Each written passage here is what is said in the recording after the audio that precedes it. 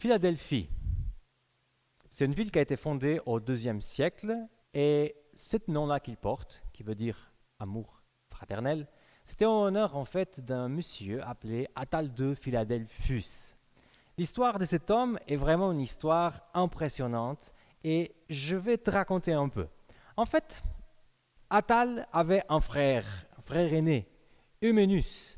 Et Euménus et Attal étaient enfants du roi de Pergame. Bonne vie qu'ils avaient, le palais et tous les privilèges que vous pouvez imaginer.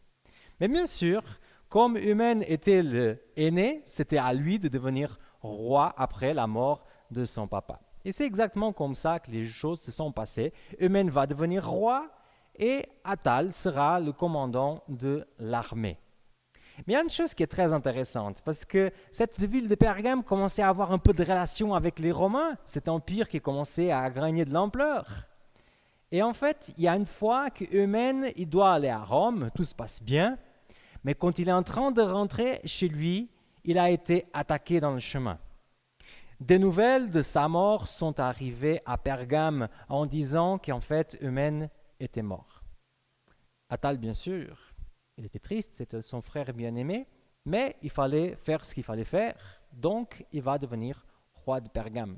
Il a même épousé la veuve de son frère. Mais il y a un détail que je ne vous ai pas encore raconté et qui est très important pour l'histoire. C'est qu'en fait, Eumène n'était pas mort.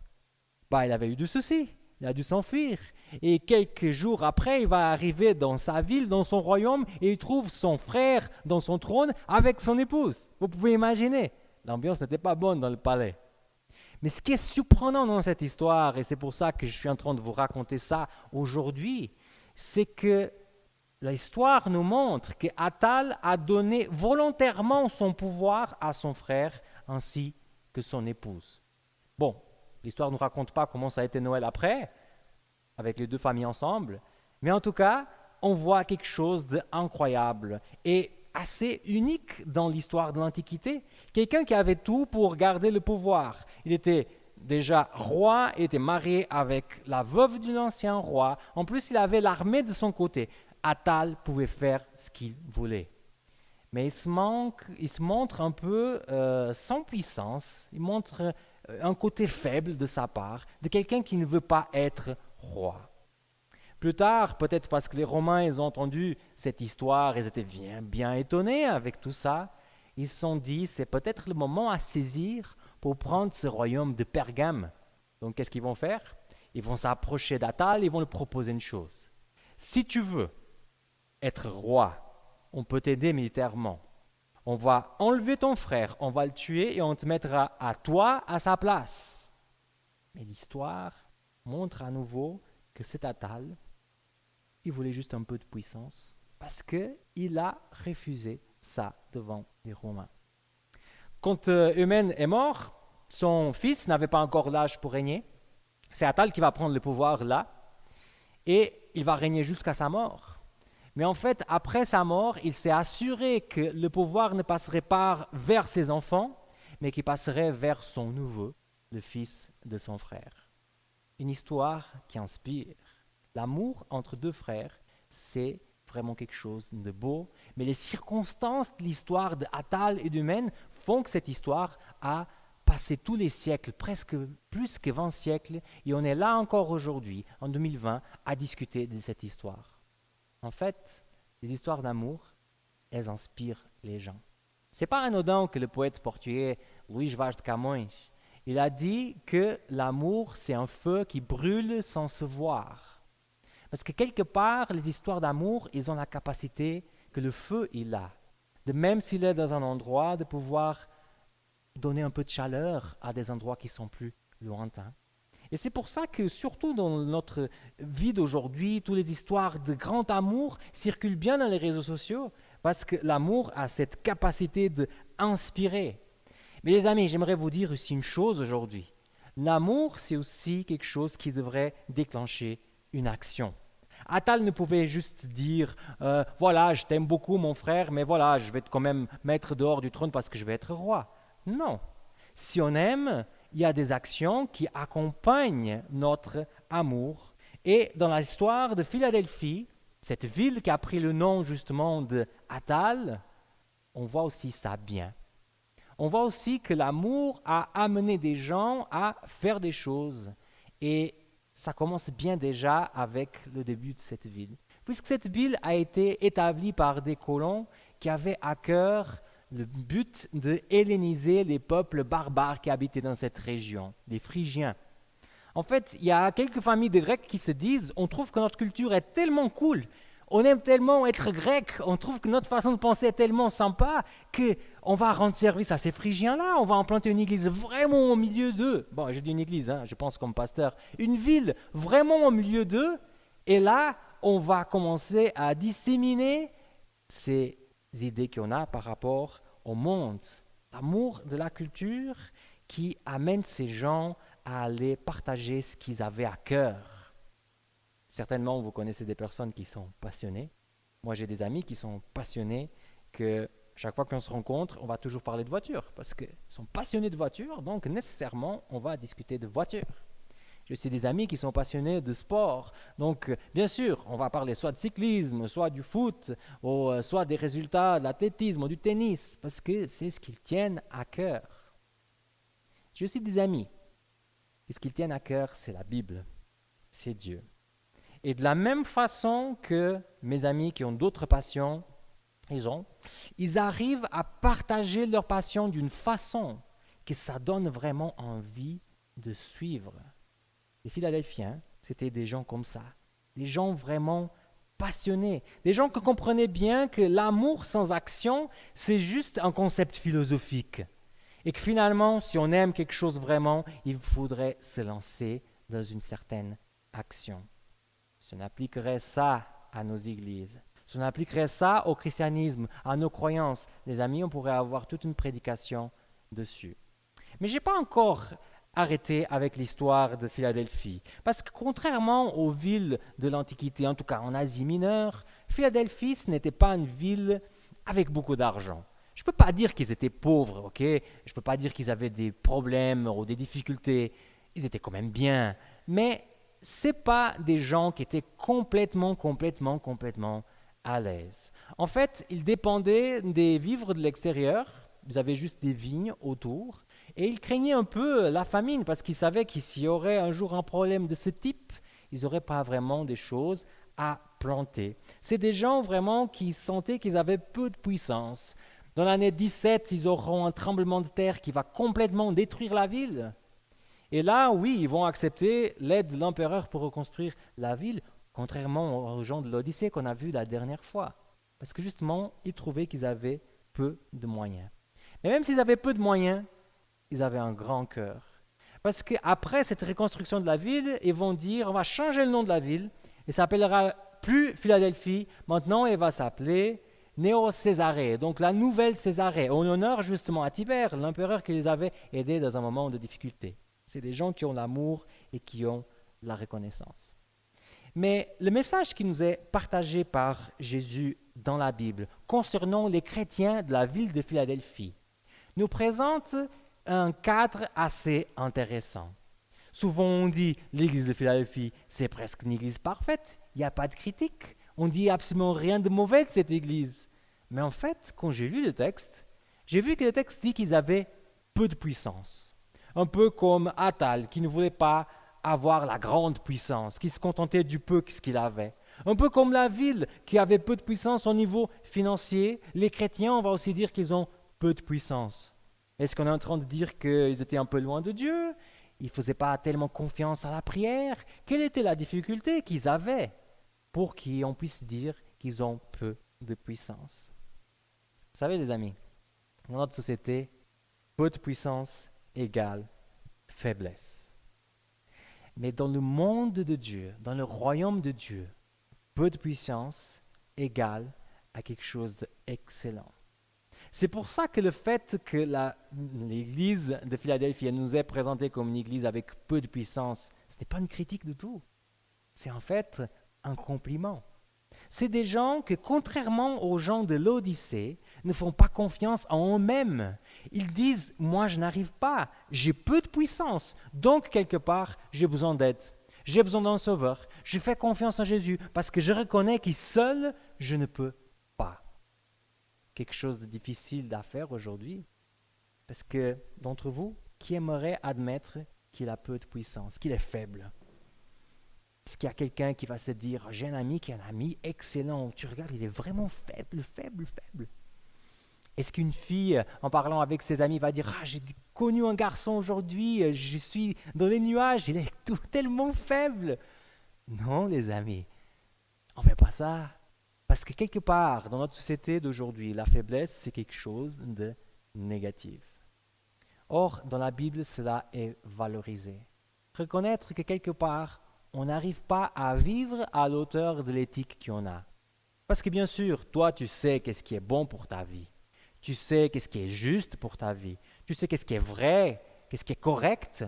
Mais est-ce que tu arrives à vivre à l'auteur de ces définitions que tu as? On n'arrive pas. Donc, quelque part, on a besoin de quelqu'un qui puisse parvenir à notre faiblesse. On a besoin d'un sauveur, on a besoin de Jésus-Christ. Mais peut-être il y a des gens qui sont à la maison et se disent « Oh, mais Samuel est en train de dire ce que tout le monde dit. » Bien sûr, ça on a entendu 1000 fois, qu'il faut reconnaître qu'on est faible, comme l'apôtre Paul dit, que lorsque on est faible, c'est là qu'on est fort. Mais aujourd'hui, j'aimerais vous parler d'une autre situation dans votre vie, en que vous n'aimerez pas du tout montrer votre faiblesse. Imaginez juste une chose. Vous êtes dans une discussion. Vous êtes couvert de raison. Vraiment, vous êtes couvert de raison et la personne, elle a un tort autant grand qu'on pourrait le voir depuis la Lune. Et cette discussion, elle avance, et vous commencez à être un peu énervé parce que la personne ne reconnaît pas son tort. Et vous avez complètement raison, vous avez les preuves, des témoignages, les personnes les ont vus, vous avez toute la raison du monde. Mais puisque vous êtes énervé, dans cette situation-là, vous sortez quelque chose qui est peut-être vrai, qui est peut-être factuel, et qui blesse l'autre. Est-ce que dans une situation comme ça, tu vas essayer de rétablir ce que tu as détruit avec ton frère? Est-ce que tu aurais envie de te mettre avec peu de puissance, de te mettre dans une position de faiblesse, et même tout en sachant que tu avais raison dans tout ce que tu as dit, d'aller vers cette personne qui est blessée et d'essayer de rétablir les choses? Là, on est moins chaud, parce que quelque part, on n'aime pas se sentir faible, surtout dans un rapport entre d'autres personnes, dans les relations. Et c'est pour ça qu'il y a beaucoup de situations comme ça, même dans les églises, des choses qui n'ont jamais été parlées et qui on s'est dit, non mais tout va bien, hein? Non, moi j'ai tourné la page, hein? Mais tu as parlé de ça, tu as exprimé comment ça t'avait fait mal, comme l'autre a fait ceci, tout ça. Ah non, j'ai pas besoin de faire ça. Parce que quelque part, c'est pas que tu as résolu le problème, c'est que tu veux pas te mettre dans une position de peu de puissance. Tu veux continuer fort. Et quelque part, tu vas dire des choses, c'est à lui de résoudre ses problèmes, c'est à lui d'arrêter d'être le sensible, de jouer toujours la victime. Et te mettre dans la position de faiblesse et d'essayer de résoudre la chose, tu ne vas pas le faire. On ne va pas le faire.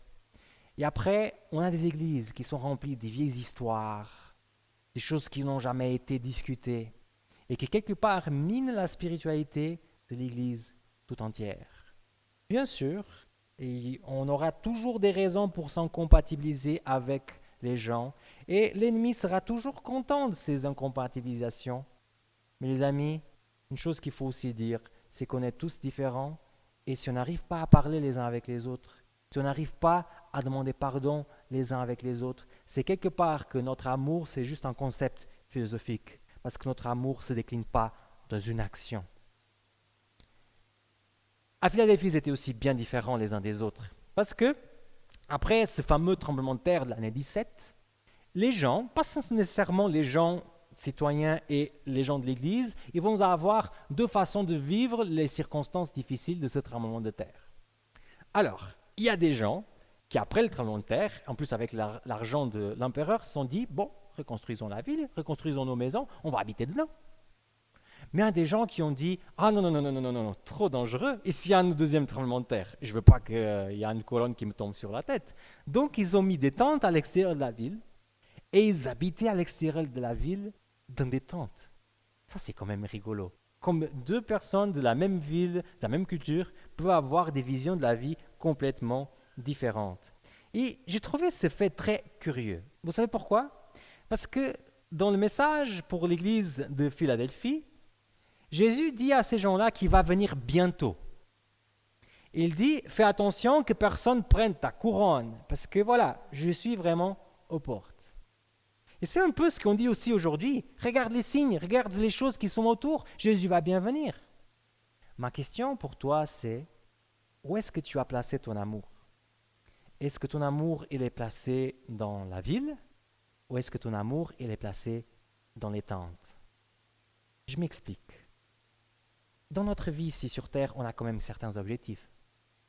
Se marier, avoir un métier, oui, ça c'est comme on est jeune, mais après, on veut avoir un bon boulot, on veut peut-être acheter une maison, l'appartement qu'on a toujours rêvé, petit chalet dans la montagne, peut-être, avoir une belle voiture, avoir un certain montant dans la banque, avoir les meubles qu'on a toujours rêvé, la télé qu'on a toujours rêvé. Mais la réalité des choses temporaires d'ici-bas, c'est qu'après qu'on arrive à avoir tout ça, après qu'on arrive à acheter tout ça, si on arrive, imaginons, après qu'on arrive à avoir tout ça, il y a eu la retraite. Et après la retraite, on commence à voir que peut-être toutes ces choses qu'on a achetées, on ne va pas avoir besoin. Il arrive le moment peut-être un jour de partir rapidement dans une MS parce qu'une situation de maladie nous oblige. Et là, on va vendre toutes ces choses qu'on a passé des années à payer rapidement parce que dans une seule chambre, dans un MS, on n'arrive pas à aller dedans. Est-ce qu'on est en train de placer notre amour dans les choses de ce monde ici-bas, dans la ville? Ou est-ce qu'on est en train de placer notre amour, l'importance des choses, là où c'est éternel, là où on n'est pas temporaire? Et vous savez les amis, qu'est-ce que c'est pas temporaire? Les relations les uns avec les autres. Parce que les relations qu'on est en train de construire et d'établir ici sur Terre avec nos frères et sœurs, on les appelle comme ça en plus, c'est des choses qu'on va amener dans la vie éternelle. Alors on a beaucoup de soins avec la voiture, beaucoup de soins avec la maison, beaucoup de soins avec la compte en banque. Mais personnellement, dans ma vie, moi je ne vois pas autant de soins dans les relations.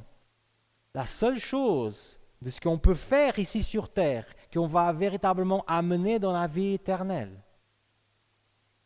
La Bible nous dit qu'il y a une différence entre ceux qui sont dans la ville et qui appartiennent à la ville, et ceux, comme disent la Bible, qui ont séjourné en tant qu'immigrés. Dans ma vie ici sur Terre, je suis en train de porter mon amour vers quoi? Vers des choses temporaires ou vers des choses qui sont éternelles? Parce que la Bible dit des choses assez claires et assez nettes. Jacques 4,4, l'amour du monde, c'est hostilité envers Dieu, à l'égard de Dieu, comme dit le texte. Donc, quelque part, ce n'est pas possible d'aimer le monde à fond, aimer ta vie ici-bas à fond et désirer toujours de vivre une vie éternelle. Bien sûr, les amis, je ne suis pas en train de dire qu'il faut arrêter, aller vivre dans des tentes, dans la montagne. Tout ça, c'est des images. C'est la façon dont on est en train de porter notre amour.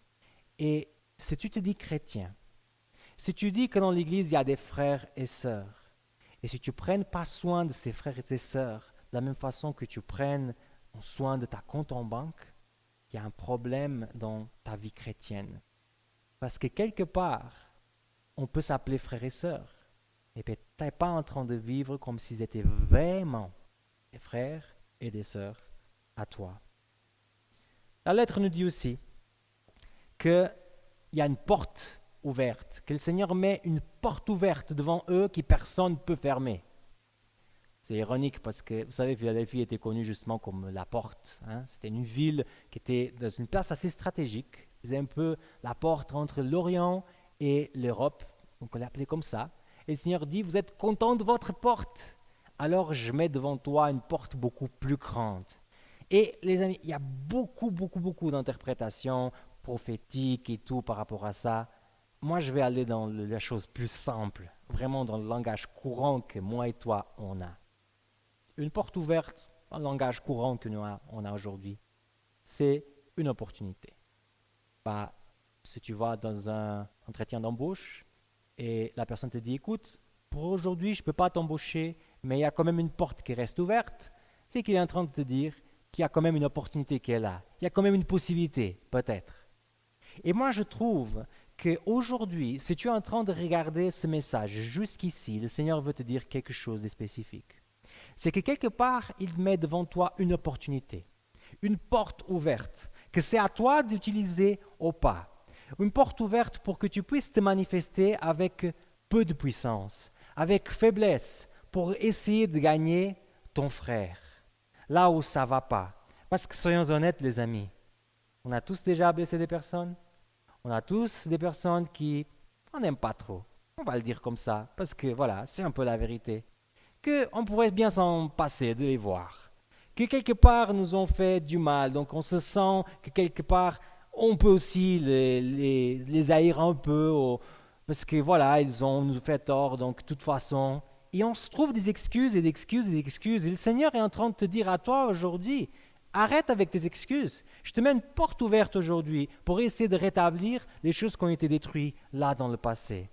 Parce que quelque part, être chrétien, c'est quand même un peu ça. Être chrétien, ce n'est pas juste parler de l'amour, c'est essayer de vivre l'amour. Cet amour que beaucoup de fois ça a été dit l'amour c'est une prédication facile, c'est du soft, hein, il n'y a pas de consistance, c'est juste l'amour, l'amour, l'amour. Et on se moque des dénominations et des religions qui prêchent trop l'amour. Crois-tu vraiment que l'amour, c'est une prédication facile? Parce que si tu crois que l'amour, c'est une prédication facile, j'ai envie de dire que tu n'as jamais essayé d'aimer ton ennemi. Parce que du jour que tu essayes d'aimer ton ennemi, tu vas te rendre compte que finalement, ce n'est pas tellement facile que ça. Le jour que tu te dises, je vais essayer de rétablir des relations qui sont cassées, je vais aller devant quelqu'un que quelque part, c'est moi c'est moi qui avais complètement raison, mais je vais quand même m'approcher de lui pour essayer de résoudre les choses. Si tu essaies de faire ça, tu vas voir que la prédication de l'amour, ce n'est pas du tout un message soft. Avoir peu de puissance, c'est déjà de reconnaître que j'ai besoin d'un sauveur. Je ne peux pas me sauver moi-même, qu'il n'y a pas de solution seul. Mais c'est aussi de reconnaître que des fois, dans certaines situations, il faut aussi se manifester avec peu de puissance envers des personnes, devant mes ennemis, devant ma famille, dans toutes ces situations en que j'aimerais faire le fort, mais où l'Évangile et Jésus-Christ me demandent de jouer le faible. Je termine en racontant une histoire. On a tous déjà été jeunes. Et il y a une chose qui arrive souvent chez les jeunes, c'est l'envie de changer le monde. Hein? Qui n'a jamais pensé à ça? J'aimerais faire quelque chose qui pourrait changer le monde. Il y a un jeune pasteur, c'est pas une histoire à moi, j'ai entendu ça une fois dans une prédication. Un jeune pasteur qui avait ça, maintenant j'ai étudié, maintenant je vais prêcher, je vais changer le monde avec l'évangile. Sa grand-mère l'écoutait dire ces choses. Alors un jour, il s'est approché de lui et dit, écoute mon gaillard, tu veux vraiment changer le monde?